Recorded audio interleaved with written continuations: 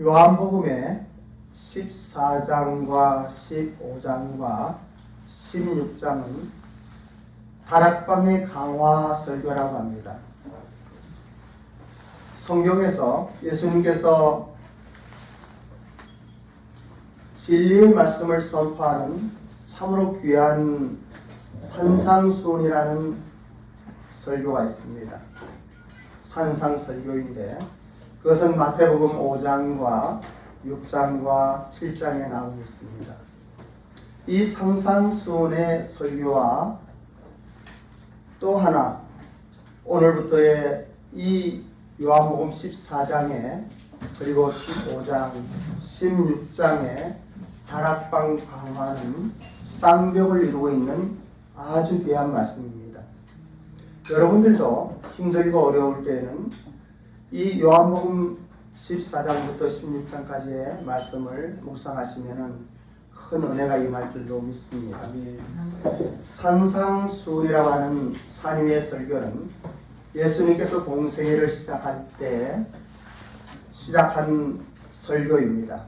그것은 공개적으로 또 많은 대중들 앞에 산 위에서 말씀하셨습니다. 이 산상수훈은 삶의 본질을 가르치고 있습니다. 어떻게 살아야 하는지, 마음이 순결한 자는 복이 있다라고 시작되며, 그리고 예수님의 이 팔복의 시리즈도 마찬가지죠. 그리고 또 이어지는 각가지의 모든 말씀이 사람들이 살아갈 때 신앙인으로서 어떠한 모습으로 살아가야 하는지를 잘 알려주고 있는 말씀입니다. 그런데 요한복음 14장의 다락방 강화는 제자들에게만 말씀드리는 하시는 비공개적이고, 그리고 특히 십자가의 죽음을 앞두고 있는 예수님께서 아주 깊은 정말 그 마음으로부터 제자들을 사랑하실 때 끝까지 사랑하심으로 말미암아 깊은 내면에 터치가 있는 하나님의 말씀입니다.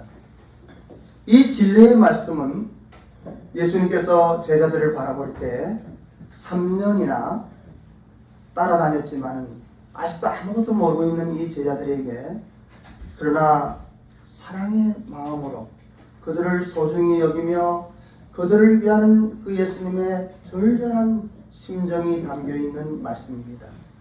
사람들은 목사들 세계에서는 그런 이야기가 있습니다. 조그만 큰 교회는 은혜의 거리라고 해서 담임 목사가 성도님들과의 관계를 조금 거리를 두려고 하는 경향이 있습니다. 이것은 한국 교회의 특징이지만 얼마나 잘못된 것인지 모릅니다. 왜냐하면 목사도 사람이고 부족하고 연약하기 때문에 있는 모습 그대로가 좋습니다. 사람과 사람은 같이 부딪히고 있다 보면은 서로가 안 좋은 것들을 보게 되고 부족한 것들을 보게 되고 연약한 것들을 보게 됩니다. 그것이 인간이고 그것이 사람입니다. 하지만 우리 예수님은 만나면 만날수록 보면 볼수록 또 하나님 말씀을 묵상하면 묵상할수록 가까이 하면 가까이 할수록 사랑의 본질이신 창조주 하나님의 육체를 꾸신 그분이시기 때문에 얼마나 좋은지 모릅니다. 우리의 마음이 얼마나 그 평안과 기쁨과 그리고 때때로는 환희를 느끼며 우리 예수님의 모습 속에 우리의 삶의 회복을 얻는지 모릅니다. 우리 장로님들이나 우리 권사님들이나 목회자들도 부족하지만 이러한 예수님의 마음과 예수님의 성품, 품성 이러한 것들을 조금이라도 흘려줄 수 있는 이러한 자세로 살아가고 있는 것입니다. 그래서 어떤 은혜의 거리라고 하는 것은 말도 안 되는 소리고 가깝게 알면 알수록 그분의 어떠한 연약함을 보기 이전에 우리 장로님의 어떤 연약함을 보기 이전에 우리 권사님의 어떤 연약함을 보기 이전에 이 권사님을 사랑하시는 우리 주 예수 그리스도의 은혜를 누리면 좋을 것 같습니다. 그리고 그 권사님이 사랑하시는 그 예수님, 그 권사님이 가슴에 품고 있는 하늘의 아름다운 것들을 볼 수 있는 영안이 열리면 좋겠습니다. 제자들은 이 예수님이 이제 떠난다고 하니까 실망이 되었습니다. 그런데 주님은 이 6월절 다락방에서 만찬을 하시며 두 가지의 특별한 일을 하시는 거예요. 그 중에 하나는 성만찬을 하시는 것입니다. 떡을 떼어 나눠주며 이것은 내 몸이라고 말씀하십니다. 그리고 포도주를 따라서 나의 피다, 나의 몸과 나의 피를 먹고 마셔라 말씀을 하시는 거예요. 그리고는 식사 도중에 일어나셔서 허리에 수건을 두르시고 제자들이 발을 씻겨주시는 거예요.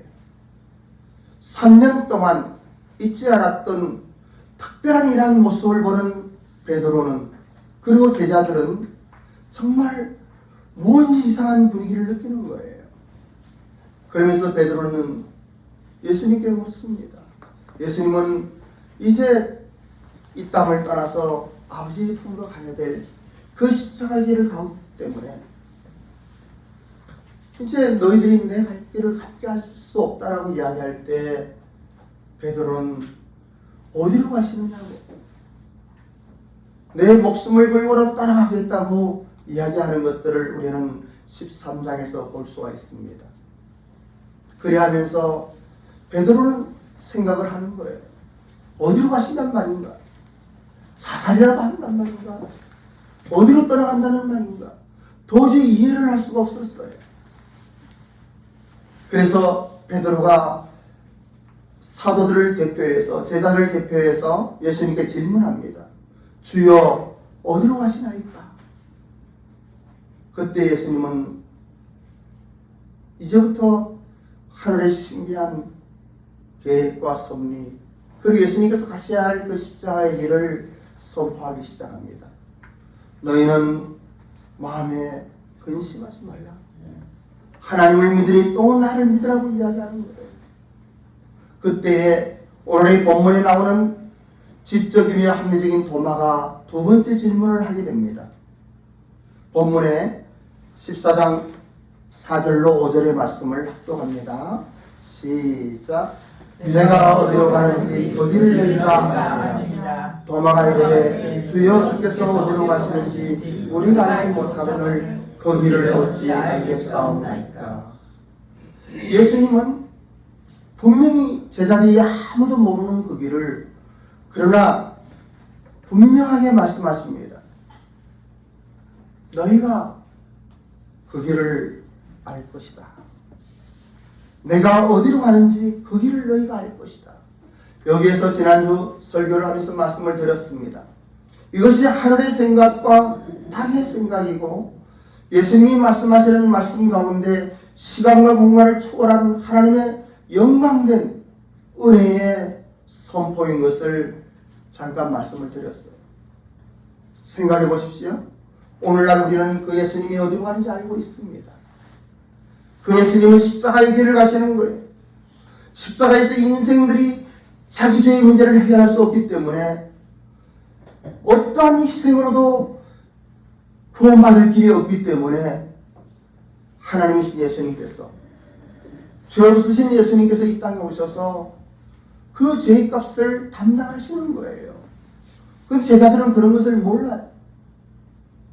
함에도 불구하고 마가의 다락방에서 성령 강림으로 인하여 제자들은 영안이 열렸습니다. 오늘날 이 자리에 계신 분들도 두 종류의 분들이 계셔요. 어떤 분들은 영안이 열려서 이 영적인 의미를 깨닫는 분들이 있어요. 하지만 어떠한 분들은 교회에 종교적으로 또 습관적으로 예배를 드리는 사람들이 있어요. 지적으로는 알고 신학적으로는 알고 있지만 여기에 담겨있는 예수님의 깊은 뜻을 헤아리지 못하는 사람들이 있어요. 도마가 그 중에 한 사람입니다. 도마가 이르되 주여 주께서 어디로 가시는지 우리가 알지 못하거늘 그 길을 어찌 알겠사옵나이까 라고 대답합니다. 이 5절의 말씀에서 오늘날 우리의 질문이 아닌가 하는 생각도 해보게 됩니다. 그런데 신기하게도 도마의 질문 속에는 이 철학적인 질문이 담겨 있습니다. 길이라고 하는 단어. 이 길이라고 하는 단어는 엄청난 의미를 가지고 있습니다. 여러분, 여기서 운전해서 오신 분도 있고 또 버스로 오신 분도 있고 지하철로 오신 분도 있지만 길이 없으면, 지하철 철도가 없으면 다닐 수가 없는 거예요. 길이라고 하는 것은 참 많은 의미를 가지고 있어요. 오늘 시간 그 길이라는 의미를 다 이야기할 수 없습니다만, 그러나 예수님께서는 이렇게 대답하십니다. 예수님께서는 분명히 선포하십니다. 내가 길이다. 내가 길이다. 내가 하늘로 가는 길이다. 내가 너희들의 삶 속에 참된 행복을 주고 너희를 풍성케 하는 내가 길이라고 이야기하는 거예요. 이러한 선언적인 의미가 오늘 이 시간 여러분의 심령 속에 생명으로 와닿기를 원합니다. 본문 요한복음 14장 6절의 말씀을 한번 합독해 보십시다. 예수께서 시작. 예수께서 이르시되 내가 곧 길이요 진리요 생명이니 나로 말미암지 않고는 아버지께로 올 자가 없느니라. 예수님께서 길이십니다. 예수님께서 진리의 길이십니다. 변할 수 없는, 아무리 세월이 되려도 어떤 철학과 어떤 논리와 어떠한 것으로 이것을 변개할 수 없는 하늘의 신비인 진리의 길입니다. 그것이 십자가의 길입니다. 이것이 하나님께서 허락하신 영광의 길인 것입니다. 그리고 생명의 길입니다. 생명은 삶의 에너지입니다. 생명이라고 하는 것은 살아서 움직이는 것입니다. 이 에너지는 힘이 있고 파워가 있는 것이에요. 살신 하나님의 은혜 속에서 오늘 이 시간 여러분의 삶의 여정 속에 이 하늘의 파워가 함께하기를 원합니다. 아멘. 하늘의 능력이 함께하시길 원하는 거예요. 아멘. 제가 여러분들에게 예수님을 따르는 길, 우리는 신앙인이라고 하는 것은, 크리스찬이라고 하는 것은 예수님의 제자라고 하는 의미가 있어요. 이 제자도에 대한 말씀을 잠깐 드리려고 합니다. 우리는 이 제자의 길을 가야 하는데 어떻게 가야 하는가? 마태복음 16장 24절. 왜냐하면 이 제자의 길을 갈 때만이 신령한 하늘의 복이 우리의 삶 속에 있기 때문이에요. 이 신비한 능력을 힘입으면 여러분의 삶의 여정이 달라져요. 한번 합독합니다. 시작. 이에 예수께서 제자들에게 이르시되 누구든지 나를 따라오려거든 자기를 부인하고 자기 십자가를 지고 나를 따를 것입니다. 이렇게 말씀하시는데, 이게 자세히 보면은 이 제자도의 핵심 요소는 두 가지입니다. 요점은 두 가지 있는데, 첫째는 자기 자신을 버려라 하는 것이에요. 그리고 둘째는 자기 십자가를 지라고 하는 것입니다. 자기 자신을 버리라고 하는 것은 내 생각과 내 문화와 내 지식과 이런 것들을 버리라고 하는 것이에요. 내가 살아있으면은, 내 멋대로 하면은 주인의 일을 할 수 없는 것이에요. 종이 아무리 똑똑해도, 주인이 아무리 멍청해도 주인이 이거 하라고 하면 하는 것이 좋은 거예요. 제자도의 길은 우리가 하나님의 종이라고 이야기합니다. 옛날에는 목사님들이나 특별하게 선교사님들이나 하나님의 종이라고 하지만은, 이제는 우리 한국교회에서도 조금씩 깨달아서 모든 성도님들, 거듭난 하나님의 사람들은 하나님의 종이라는 것을 알고 있어요. 그리고 목사나 어떤 선교사나 신부나 그리고 또 집사님이나 권사님이나 장로님이나 이런 것들은 직분이라는 것을 알고 있어요. 우리의 신분은 직분보다 더 소중한 것이고 더 분명한 것이에요. 그것은 하나님의 자녀로서의 형제와 자매인 것이에요. 우리가 하나님의 자녀로 태어나서 거듭나서 하나님의 말씀 선포한 대로 하나님의 자녀가 되면은 하나님의 자녀답게 살아가야 되는 거예요. 그것을 우리는 제자도라고 이야기를 하고 있어요. 여기에서 자기 자신을 버리라고 하는 것, 이러한 것들이 우리가 감당하기 어려운 부분이기도 해요. 그런데 그보다 더 힘든 것은 자기 십자가를 지라고 하는 거예요. 예수님께서는 이제 자기 십자가를 치러 가셔요. 우리가 예수님께서 지실 십자가는 우리가 질 수가 없어요. 예수님이 지실 십자가가 있고 우리가 질 십자가가 있어요. 여러분들의 십자가는 무엇입니까? 어떤 분들은 질병이 여러분들의 십자가가 될 수 있습니다. 또 어떤 분들은 경제적인 어려움이 여러분의 십자가가 될 수 있습니다. 또 어떤 분들은 여러분의 가정 안에서의 문제가 여러분의 십자가가 될 수 있습니다. 또 어떤 분들은 속썩이는 자녀들이 여러분의 십자가가 될 수 있어요. 여러분들이 기업이 여러분의 십자가가 될 수 있어요. 여러분 어떤 사역이 여러분의 십자가가 될 수 있어요. 그런데 그 십자가를 어떻게 질 수 있겠는가? 여러분의 힘으로 지지 말라고 하는 거예요. 여러분의 능력으로 지지 말라고 하는 거예요. 교회를 섬기는 것도, 목회를 하는 것도, 기업을 하는 것도 여러분의 생각과 여러분의 재주와 여러분의 능력으로 하면 여러분들의 일이 되는 거예요. 그런데 그러한 것들을 하나님께 맡기고 순종하고 따라가면 하나님께서 하시는 거예요. 조련이 현해탄을 건넌다는 이야기를 우리 옛날에 들은 적이 있습니다. 배가 어떤 그물을 지어갖고 그리고 이제 상어나이를 덤비지 못하도록 그 그물 안에서 현해탄을 건너는 것을 봤어요. 조련은 수영선수였기 때문에 건널 수 있었습니다. 영국이나 프랑스에서는 가끔 도보 해역을 걷는 사람이 있어요. 프랑스에는 칼레 해역이라고 그러는데 그것은 약 35.4km나 돼요. 그런데 건장한 청년들이나 스포츠맨들이 그것을 건너는 경우를 볼 수 있어요. 저도 프랑스에 살 때 누가 건넜다는 이야기를 들은 적이 있어요. 한강도 건널 수 있는 사람들이 있습니다. 그런데 미국에 가려고 그러면 수영으로 갈 수 없어요. 태평양을 수영해서 갈 수는 없는 거예요. 정상적인 사람이라면 미국 간다고 그러면 비행기 티켓을 끊어야 돼요. 우리 장로님 비행기 타고 다녀오셨죠? 어제 오셔갖고 참 평온하신데 이렇게 또 주일날 오셨어요. 비행기 타는 거예요. 마찬가지입니다. 우리의 구원의 길은 우리가 수영쳐서 갈 수 있는 곳이 아니에요.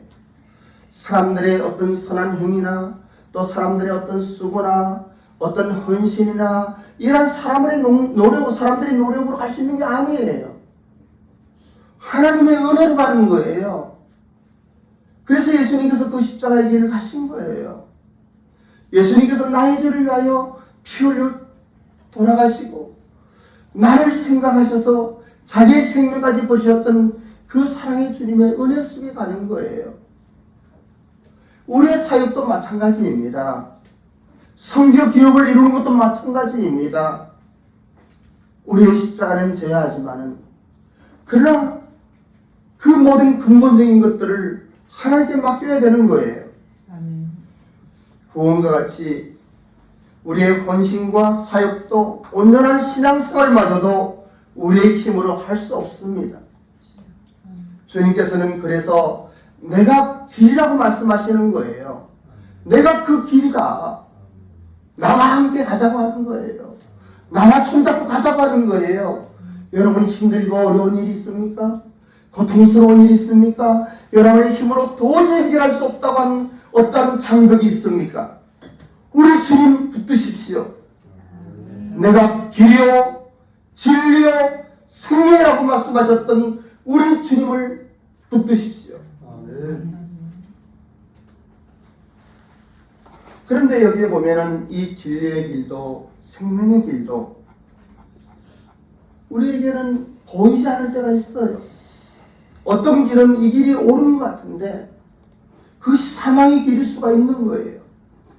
비즈니스 하면서 어떤 때는 이 계약이 정말 좋을 것 같은데 나중에 보면 잘못된 경우가 있는 거예요. 어떤 사람과 관계 속에서 마찬가지고 여러분의 사역도 마찬가지입니다. 우리의 인간의 어떠한 지식으로 우리의 힘으로 할 수 있는 부분이 있고 할 수 없는 부분이 있어요. 할 수 있는 부분마저도 주님께 의탁하면 얼마나 좋을지 모르겠어요. 내가 이런 부분이 내 힘으로 할 수 있다고 하더라도 주님 이 일을 하니까 주님 도와주세요. 아침마다 기도하며 오늘 만나는 사람 하나님의 손에 올려보십시오. 오늘 하고자 하는 이 어떤 비즈니스나 사역을 정말 하나님께 올려주세요. 나의 길이요 진리요 생명이신 주님, 오늘 내가 이러한 일을 시작하려고 합니다. 일할 때 주님께서 도와주셔요. 주님께서 함께 하셔요. 주님의 손잡고 함께 하길 원합니다라고 기도하면 여러분도 알지 못하는 사이에 뭔가 새로운 아이디어가 나타나고 주님의 말씀이 떠오르고 하나님의 능력이 임하는 거예요. 저는 제바가 5월달에 이번 주입니다. 16일부터 이제 경상지역 공동체 탐방을 하고 6월달에 오사카 아우리치를 가게 됩니다. 우리 교회 분들은 다 가기를 원해요. 사실은 모두가 갔으면 좋겠어요.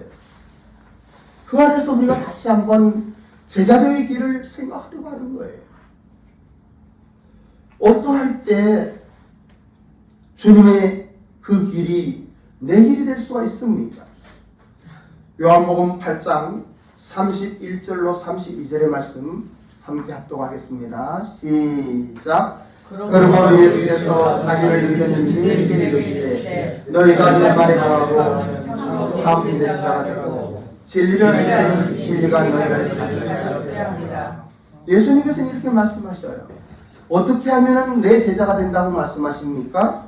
내 말에 거하면, 예수님 말씀에 거하면, 예수님께서 어떻게 말씀하시는지, 예수님께서 무엇을 원하시는지 그 예수님을 가슴에 품을 때, 그리고 그 예수님과 동행하고자 할 때, 그리고 우리의 모든 것을 내려놓고 하나님께 죄를 구할 때에 우리는 제자가 되고 진리를 깨닫게 되는 거예요. 여기서 알게 된다고 하는 것은 엄청난 의미가 있는 거예요. 머리로 아는 게 아니에요. 이 말씀 외운다고 아는 게 아니에요. 성경에서 안다고 할 때 때때로 마리아도 그렇고 많은 사람들이 그래요. 내가 남자를 알지 못한다고 하면 남자와 관계를 맺지 않았다고 이야기하는 거예요. 내가 하나님을 알지 못한다고 그러면 하나님을 보지 못했다고 하는 이야기예요. 안다고 하는 것은 관계가 맺어진 것을 이야기하는 거예요.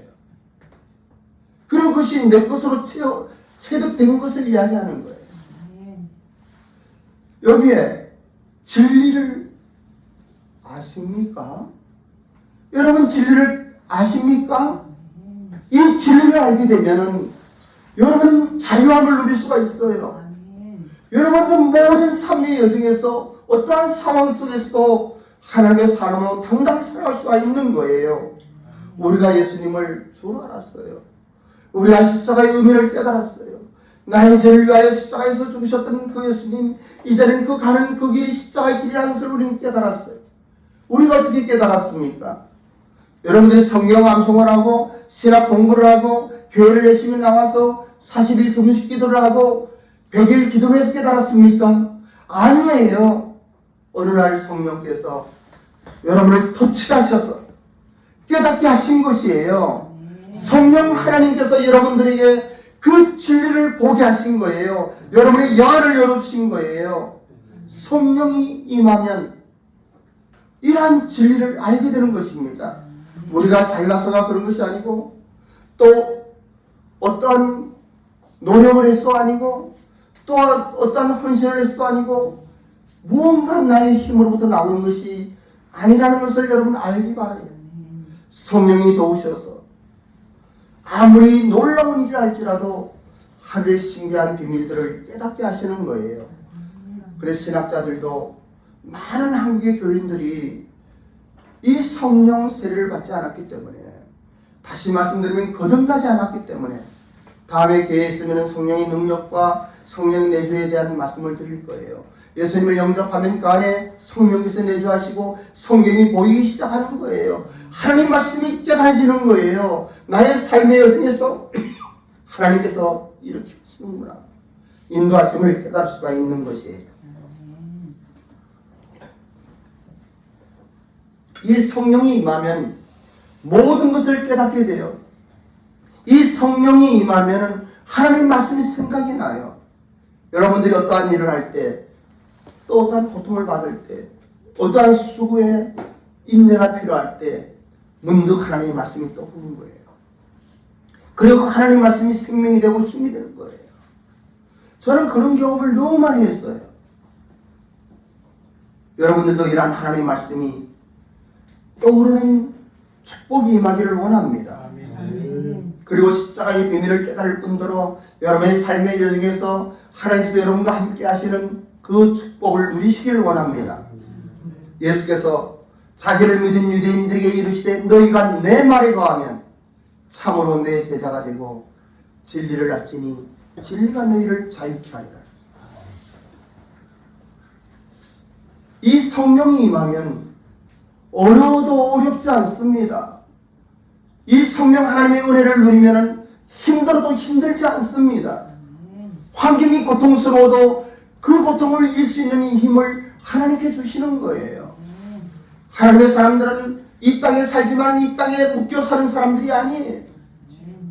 이 땅에 살지만 하나님의 소망을 가지고 하나님의 말씀에 순종하며 사는 사람들이에요. 그러한 사람들에게는 감당할 수 없는 하늘의 능력이 임하는 거예요. 예수님의 모든 말씀에는 가만히 보면은 그 정점에는 사랑이 있습니다. 오늘의 이 말씀도 제자들을 사랑하시는 그 예수님의 마음을 느낄 수가 있어요. 예수님께서 본문 한 번 더 봉독합니다. 요한복음 14장 4절에 6절입니다. 시작. 내가 어디로 가는지 그 길을 너희가 아나이다. 도마가 이르되 주여 주께서 어디로 가시는지 우리가 알지 못하거든 그 길을 어찌 알겠사옵나이까. 예수께서 이르시되 내가 빛이요 진리요 생명이니 나를 말하는 자는 아버지께로 쫓아오느니라. 만일에 우리가 이제 이창호 사장님이 이제 직원들에게 많이 가르쳤어요. 근데 엉뚱한 질문을 하면은 이놈 뭐야 이렇게 할 겁니다. 그죠? 왜 그러냐고 그럴 거예요. 3년이나 따라다녔던 그 중에서도 합리적이고 지식이 많았던 도마가 묻는 거예요. 예수님은 내가 어디로 간지 그 길을 너희가 알 것이다. 시간을 초월한 하나님의 그 은혜의 말씀을 선포하는데 도마는 이렇게 이야기합니다. 주여 주께서 어디로 가는지 우리가 알지 못한다. 그럴 때 우리 예수님의 대답을 보십시오. 그 예수님은 이 도마를 사랑하실 때 끝까지 사랑하시는 거예요. 어쩜 이 도마의 질문은 제자들을 대표해서 하는 질문인지도 몰라요. 12 모든 제자가 이런 질문을 하고 싶은 거예요. 11제자가 남아있습니다만. 그때 예수님께서 말씀하셔요. 내가 곧 길이요 진리요 생명이다. 이렇게 말씀하시는 예수님의 그 사랑의 마음이 느껴집니까? 그 제자들을 끔찍이도 위하시는, 정말 그들이 나에게는 어떠한 길로 어떠한 순교의 길을 갈지 아시고 계시지 않습니까? 그 다락방에 모였던 모든 사도들은 사도 요한을 빼놓고는 다 순교를 당해요. 처참한 죽음의 길로 천국 가는 거예요. 죽음의 순교가 천국 가는 게 아니고요. 천국 가며 자기 생명마저 자기 모든 것을 하늘에 주님께 맡긴 거예요. 이런 사람들의 담대함이 여러분들에게도 함께 했으면 좋겠습니다. 그래서 이 예수님의 사랑은 모든 것들이 이 사랑으로 통하며, 그리고 예수님의 행동과 또 예수님의 말씀과 이런 모든 것들은 사랑을 위하여 존재하고, 이 모든 것의 목표는 사랑입니다. 하나님이 세상을 이처럼 사랑하셔서 독생자를 보내주셨습니다. 우리 예수님께서 제자들을 사랑하시고 우리를 사랑하셔서 십자가의 일을 하셨습니다. 그래서 교회 안에서 제발 교리나 어떠한 잘못이나 이런 것을 다투지 마시고 책망하지 마시고 사람을 나무라지 마세요. 레위기 19장 18절에는 이러한 사랑은 신약의 이야기가 아니에요. 예수님께서 하나님을 사랑하고 내 이웃을 사랑하라고 하는 것은 이 말씀에서 나왔는데 이렇게 기록되어 있습니다. 원수를 갚지 말며 동포를 원망하지 말며 내 이웃 사랑하기를 내 자신같이 사랑하라. 나는 여호와니라. 이러한 말씀이 우리의 삶의 일정에서 생명을 임하기를 원합니다. 예수님께서 내가 길이요 진리요 생명이라고 말씀하신 것은 이 제자들을 사랑할 뿐더러 우리를 사랑하시기 때문에 이제 이 길을 함께 가자라고 우리에게 초청하는 메시지입니다. 여러분 조용히 눈을 감고 다시 한번 우리 예수님의 마음을 가슴에 담으시기 바랍니다. 내가 곧 길이요 진리요 생명이, 이렇게 말씀하시는 우리 주님, 또 나로 말미암아 그는 아버지께로 올 자가 없다라고 선언하셨던 이 구원의 길과 우리의 삶의 여정에서 온전한 신앙인의 길을 주님 보여주셔서 감사합니다. 이제 우리가 이러한 말씀 받아 주님의 은혜 가운데 또 한 주간 살기를 원하오니 도우소서. 성령 하나님, 이 시간 한 분 한 분의 심령 속에 터치하여 주셔서 그 마음에 이 말씀 심어 주시옵소서. 일주일 영적인 양식으로 승리하는 우리 일본 비전교회 가족들이 될 수 있도록 인도하여 주시옵소서. 아멘. 감사드리며 예수님의 이름으로 기도합니다. 아멘.